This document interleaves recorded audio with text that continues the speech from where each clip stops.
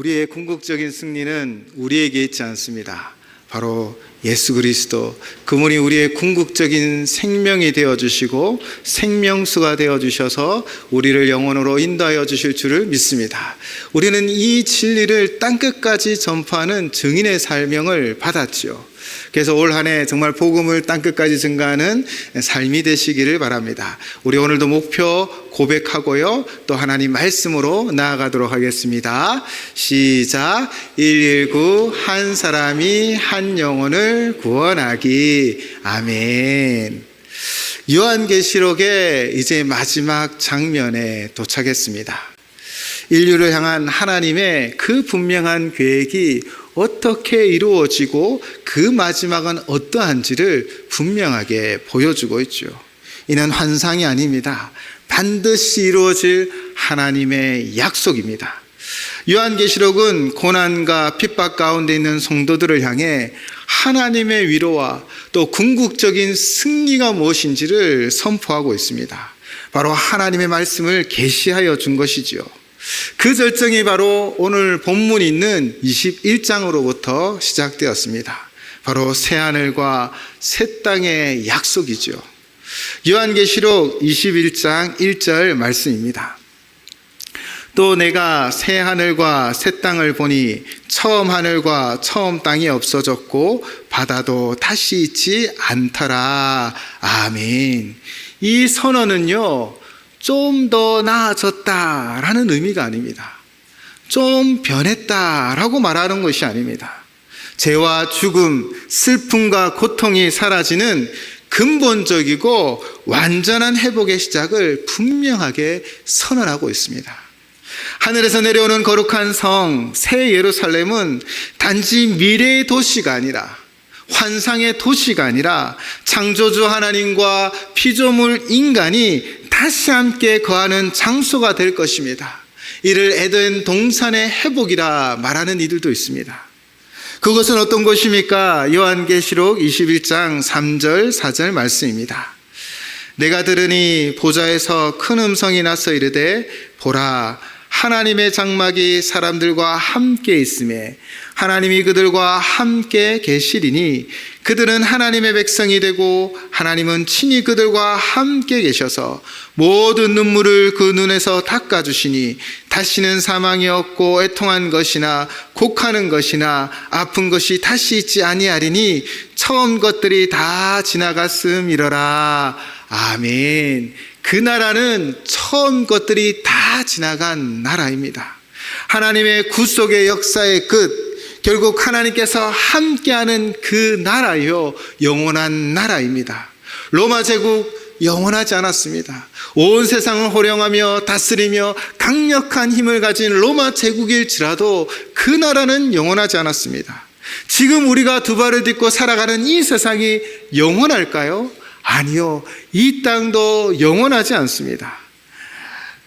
우리의 애통, 애곡, 그리고 아픈 것 다시 있지 아니하는 처음 것들이 다 지나간 새 예루살렘이 바로 하나님의 나라 그 도성이 우리 가운데 임하게 되어질 줄을 믿습니다. 이것은 우리를 향한 하나님의 완전하신 계획이요, 십자가 승리가 영원히 확증되어지는 것입니다. 우리는 분명히 알아야 합니다. 새 예루살렘은 종말에 임할 하나님의 나라로 그리스도와 함께하는 영원한 바로 영광스러운 초소입니다. 그런데 지금 이단과 사이비들은요, 우리를 어떻게 유혹하고 있습니까? 특정한 장소, 특정한 모임, 이 땅에 실현될 하나님의 나라다라고 우리에게 속이며 가르치고 있습니다. 전통교회는 바벨론이라 주장하며 무너질 것이다 라고 말하기도 하죠. 자신들의 모임, 그리고 모임 장소가 새 예루살렘이다 라고 우리를 미혹합니다. 그 협박과 달콤함에 속지 마시기 바랍니다. 이 땅이 아닙니다. 처음 하늘과 처음 땅과 바다도 다시 있지 않습니다. 바로 하나님의 임재로 충만한 그곳, 바로 새 예루살렘입니다. 주님이 오실 그날에 우리 가운데 반드시 이루어질 나라요, 우리가 꿈꾸고 소망하는 나라입니다. 여러분, 이 새 예루살렘은 어떤 특징이 있을까요? 오늘 본문은 새 예루살렘의 내부의 모습을 보여주고 있습니다. 그러면서 이 새 예루살렘이 어떠한 곳인지를 우리에게 알려주고 있죠. 본문 22절 우리 한 목소리로 함께 봉독하도록 하겠습니다. 22절 말씀입니다. 시작. 성 안에서 내가 성전을 보지 못하였으니 그 성전이심이라. 아멘.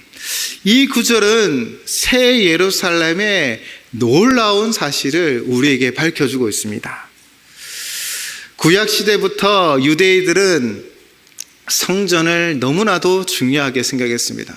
왜? 하나님의 임재가 있는 것이요, 하나님 앞에 온전한 제사를 드리고 재용서의 역사가 있는 곳입니다.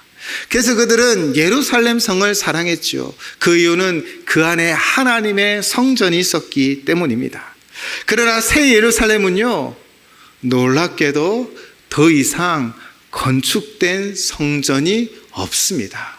필요가 없습니다. 그 이유가 무엇입니까? 주 하나님 곧 전능하신 이와 및 어린 양이 친히 그 성전이 되시기 때문입니다. 이는 하나님께서 이제는 어떤 중보나 또 제한된 공간을 통해서 역사하는 것이 아니라 완전하고 직접적인 방식으로 그의 백성 가운데 임재하시고 교제하신다라는 것입니다. 즉 새 예루살렘 하나님의 나라에서는 하나님이 직접 우리와 함께 하시며 그의 임재가 충만한 그 땅이기에 더 이상 성전이라는 건축물은 필요가 없는 것입니다. 하나님이 성전이 되어주시고 어린 양이 친히 성전이 되어져 누구든지 주님과 함께 동행하며 하나님을 마음껏 찬양하며 영원히 주님과 함께 살아가는 복된 나라가 될 줄을 믿습니다. 이 메시지가 왜 중요합니까? 지금 박해를 피해서 성도들은 도망 다니기도 했습니다. 자신이 늘 예배드렸던 형제 자매를 떠나 그 정든 교회 장소를 떠나 그들은 흩어지기 시작하기도 했고 또 예배를 마음껏 드리지도 못하 그 마음이 힘들었습니다.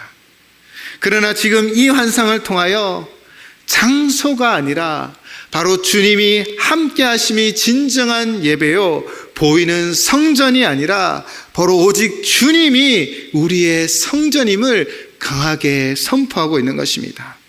박해를 피해 흩어진 그곳에도 주님이 함께 하시기에 진정한 예배가 드려짐을 성도들에게 지금 선포하고 있는 것이지요. 오늘을 살아가는 우리도 마찬가지입니다. 여러분이 있는 그곳에 주님이 함께 하십니다. 그곳에서 주님을 예배하고 주님과 동행하는 복된 삶이 되시기를 주님의 이름으로 축원을 드립니다. 건물이 아니라 주님이 계신 그곳이 바로 성전이 되어질 것이고, 건물이 아니라 주님과 함께하며 예배드리는 그 예배가 진정한 예배가 되어질 줄을 믿습니다. 이제 23절에서 25절은요 빛에 관하여 선포하고 있습니다.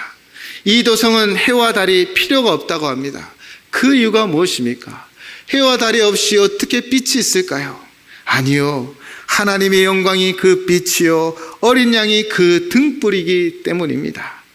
본문 23절에서 25절 말씀입니다. 그 성은 해나 달의 비침이 쓸데없으니 이는 하나님의 영광이 비치고 어린 양이 그 등불이 되심이라. 만국이 그 빛 가운데로 다니고 땅의 왕들이 자기 영광을 가지고 그리로 들어가리라. 낮에 성문을 도무지 닫지 아니하리니 거기에는 밤이 없음이라. 아멘. 해와 달이 필요 없습니다. 하나님의 임재의 충만함으로 그분의 영광이 빛나고 또 예수 그리스도 그분이 등불이 되어 우리를 비춰주시기 때문입니다. 진리의 빛, 생명의 빛이 어두운 가운데 있는 우리의 길을 인도하여 주실 것이며, 소망이 없는 어두컴컴한 자리에 있는 우리에게 소망의 빛을 비추어 주시는 것입니다. 이는 그 나라에서만이 아닙니다. 지금도 주님의 진리의 빛, 생명의 빛은 우리와 함께합니다. 박해를 피해 먼 길을 다니며 그들의 마음이 어떠하였겠습니까? 어두컴컴한 장소를 찾아 몸을 숨겨야 했습니다. 쫓아오는 잡으려 하는 이들을 향하여 그들의 마음은 두려움에 사로잡히기도 하였습니다. 때로는 그들을 무너뜨리는 악의 세력이 짙은 어둠으로 그 성도들을 둘러싸고 있었습니다. 그러할지라도 오늘 말씀은 무엇을 말합니까? 해와 달이 아닙니다. 세상의 도구와 명예와 힘과 능력이 아닙니다. 오직 하나님의 영광을 비치며 주 예수 그리스도가 등불이 되어 우리 성도들의 삶의 자리에 함께 하셔 진리의 빛, 생명의 빛, 소망의 빛을 비추어 주심을 믿습니다. 여러분, 세상의 힘과 능력이 아닙니다. 사람이 아닙니다. 명예가 아닙니다. 오직 주님이 우리의 빛이 되어 우리를 인도하여 주실 줄을 믿습니다. 로마 제국이 언제 무너질까? 나를 쫓아오는 이들이 어떻게 될까? 그런 두려움 속에서 오직 주님의 그 강한 빛으로 그들은 참 소망을 가지며 이기며 전진해 나아갔음을 오늘 본문을 통하여 우리에게 말씀해 주고 있는 것입니다. 이는 오늘을 살아가는 우리도 마찬가지입니다. 여러분이 둘러싸여 있는 우리의 어둠의 세력들, 우리를 무너뜨리려고 넘어뜨리려고 하는 그 어둠의 세력을 향하여 우리는 결코 넘어지지 않을 것입니다. 주님이 빛이 되어 우리 가운데 비춰주시고 주님이 길을 인도하여 주시며 주님의 그 빛이 결국 어둠을 물리치며 승리케 하여 주실 줄을 믿습니다. 바로 새 예루살렘은요, 그렇게 해와 달이 필요 없습니다. 바로 하나님의 영광이 충만하고 주님이 우리의 등불이 되기 때문이지요. 또 새 예루살렘은요, 26절 27절을 보시면 문이 항상 열려 있습니다. 누구든지 환영하고 누구든지 구원받을 수 있습니다. 그런데요, 아무나 들어갈 수 있는 곳이 아님을 분명하게 선언하고 있습니다.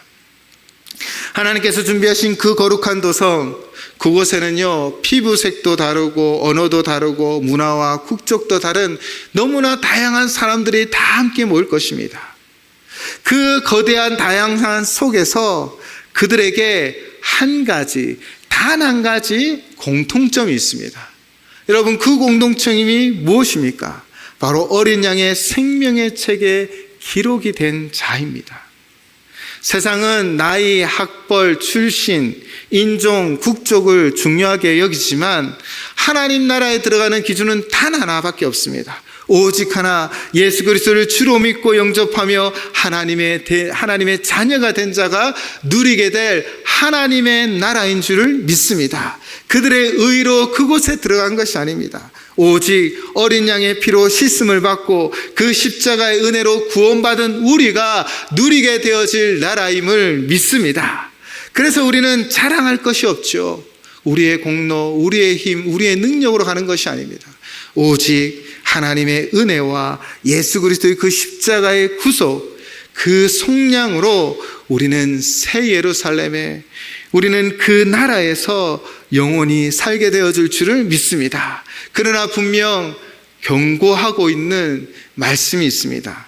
오늘 본문 27절을 보시면요, 무엇이든지 속된 것이나 가증한 일 또는 거짓말하는 자는 결코 그리로 들어가지 못하되. 아멘. 속된 것은 원래 구약 율법에서 거룩하지 않은 것, 부정한 것을 말합니다. 하나님 앞에서 정결하지 못한 상태를 말하는 것이지요. 회개하지 아니하고 죄 가운데 거하며 끝까지 하나님께 돌아오지 않는 자를 말합니다. 성경에서 가증한 것은요, 우상 숭배, 성적 타락, 불의한 행위 등 하나님께서 미워하는 죄악을 뜻합니다. 새 예루살렘은 하나님의 임재로 충만한 곳입니다. 하나님께서 미워하는 그 어떠한 죄악도 들어올 수 없다라는 절대적인 선언인 것이지요. 이는 단지 죄를 지은 적이 있기 때문이 아닙니다. 그 죄를 회개하지 않았기 때문입니다. 끝까지 세상을 붙잡고 자신의 욕망을 붙잡는 자들은 결코 새 나라, 새 예루살렘에 들어갈 수 없습니다. 또한 거짓말하는 자들은 어떤 자들입니까? 단순히 언어적 거짓말을 말하는 것이 아닙니다. 삶 자체가 진리를 배반하고 위선을 따르는 자들을 의미합니다. 요한계시록에는요, 거짓 선지자, 거짓 교리, 거짓 숭배 등을 종종 말하고 있습니다. 이는 하나님 나라를 혼탁하게 만들고 성도들을 미혹하게 하는 사탄적 특징입니다. 바로 교회를 어렵게 하는 것이지요. 결국 거짓은 진리신 그리스도를 거부하고 빛 가운데 나오지 아니하며 어두운 가운데 머물며 그 어둠의 능력으로 사람들을 미혹하고 넘어뜨리려고 합니다.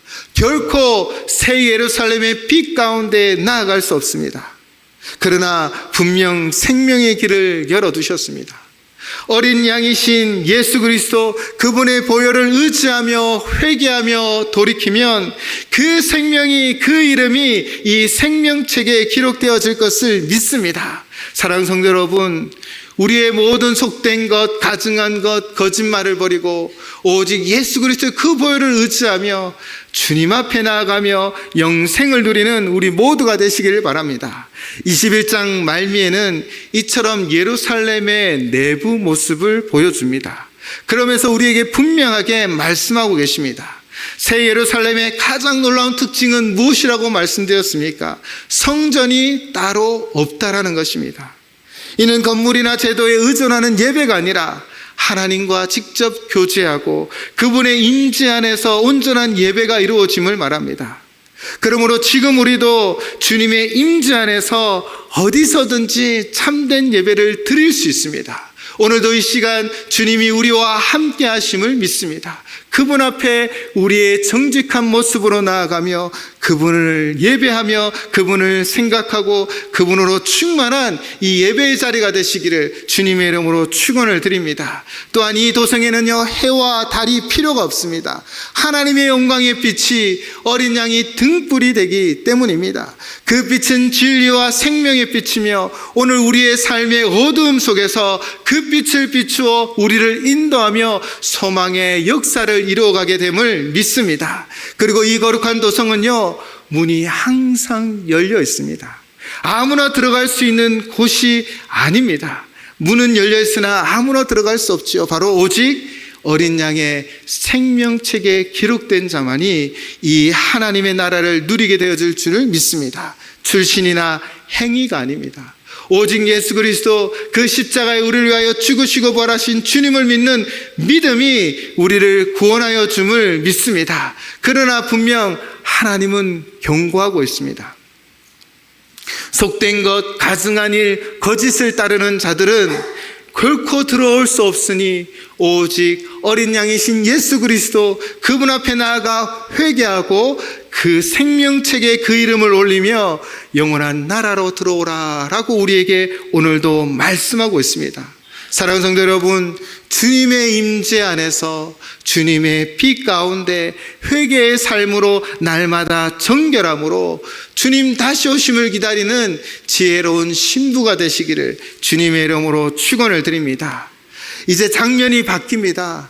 21장의 새하늘 새 땅, 바다가 없는 거룩한 도성 새 예루살렘의 전반부에는 그 외적인 그 아름답고 화려한 모습을 우리에게 이야기하였고요, 우리가 본 이제 21장 후반부에는 임재와 빛, 회개의 은총이 가득한 내부의 모습을 그려주었습니다. 그리고 이제 정말 마지막 때 하나님의 생명과 회복의 역사를 분명하게 선포하고 있습니다. 지금 이 글 요한계시록을 받고 있는 성도들은 어떤 상황입니까?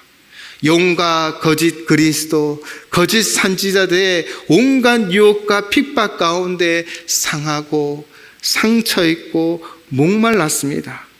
세계의 역사는 어디로 가는지, 우리의 이 핍박의 길은 끝이 있는지 알 수 없는 두려움이 엄습하며 그들을 옥죄고 있었지요. 하지만 하나님께서는 오늘 말씀을 통하여 분명한 소망을 그들에게 보여주십니다. 그 끝은 바로 생명의 도성입니다. 오늘 본문은 바로 그 도성의 중심, 하나님의 생명과 임재가 가득한 장소를 우리에게 보여주고 있습니다. 먼저 무엇이 흘러가고 있습니까? 요한계시록 22장 1절 2절 한 목소리로 함께 봉독하도록 하겠습니다. 시작. 또 그가 수정같이 밝은 생명수강을 내게 보이니 하나님과 및 어린 양의 보좌로부터 나와서 길 가운데로 흐르더라.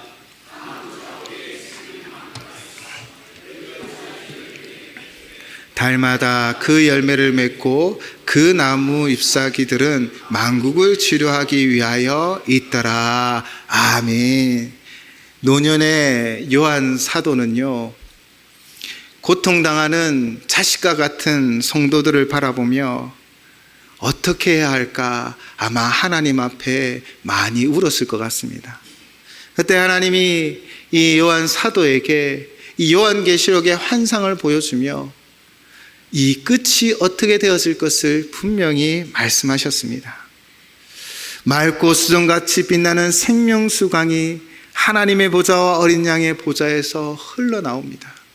그 생명수로 말미암아 그 강가의 나무들은 12가지 열매를 매달 맺으며 그 잎사귀들은 만국을 치료하는 역사를 이루어갑니다. 단순한 물이 아니죠.